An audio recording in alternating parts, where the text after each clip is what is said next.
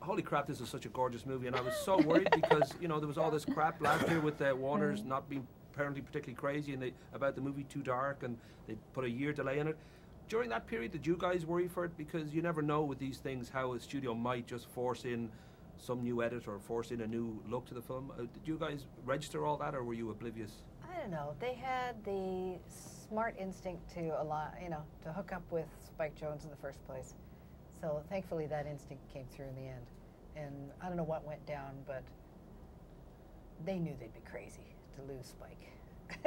And I'm so glad. I think they probably didn't just lose him. He fought for it. And thank God he did.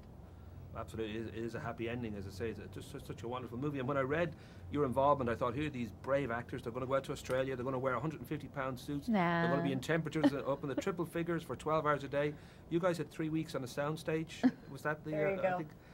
And again, though, that must have, in some ways, that might have been more difficult to get into it because you had Catherine, I think, stood in for Max at times, and no, so did Spike.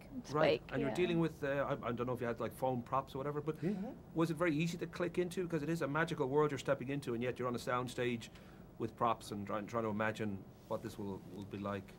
I guess I don't want to say easy, but yeah, I guess because of Spike, because Spike kind of set the situation up, and then he started us off like playing games in the first place by playing like these sort of dodgeball war games, you know.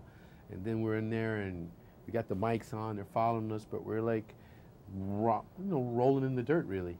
And I think that kind of pushes you to have to let go, let loose. Yeah, he treated us as if we were the Wild Things already. So you just kind of rise to the occasion.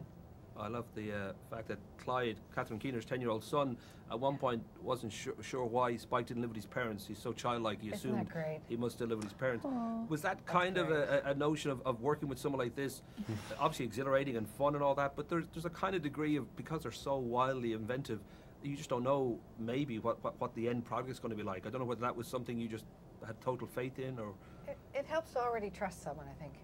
Yeah, I think you trust him. I've always wanted to work with him, so that really helps because you give them, he didn't have to earn that from me anyway. Yeah, no, I mean, I knew he'd make a really beautiful movie, but this just exceeds all my expectations, and it's so imaginative and creative, and I don't know, it's really an honor to be a part of something so beautiful. But for Ireland, it's a book that I think is known, but it's not the sort of huge phenomenon it was over here, published in 1963. And I was trying to imagine how I describe to a kid, especially, or somebody else, what the plotting is here. And in a way, and it was a key, I think, for Spike. To me, it's almost like Christopher Robin goes, with the 7 very big, hairy, angry dwarfs who just happen to represent all these different emotions. Was that, I don't know, your approach? I don't know whether you were kind of told, well, this is, because that's, I think, part of Spike's key was these represented wild emotions in the kid himself, that he would have these different ideas of how his emotions would be, and was that, I don't know if that was your approach to it, or?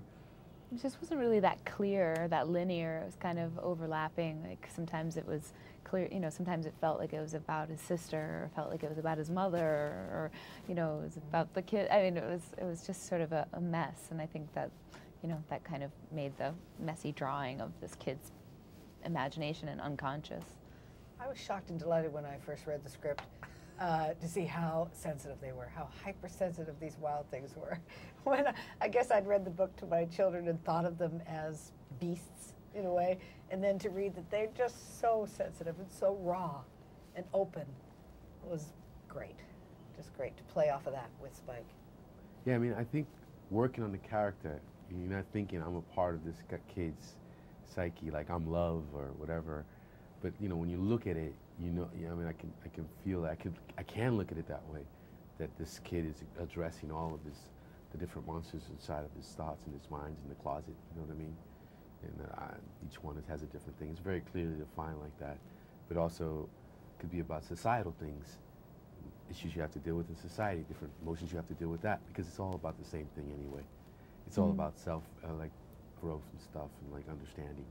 And you can take that model and throw it out and put it out to the universe, and it'll still like apply because it's truth. That's why I think the movie is going to do really well for people. Well, I got to say, as I said at the start, it's a beautiful movie, and you did a wonderful job. So well done, and lovely to talk to you. Thanks, Thank you. I'm glad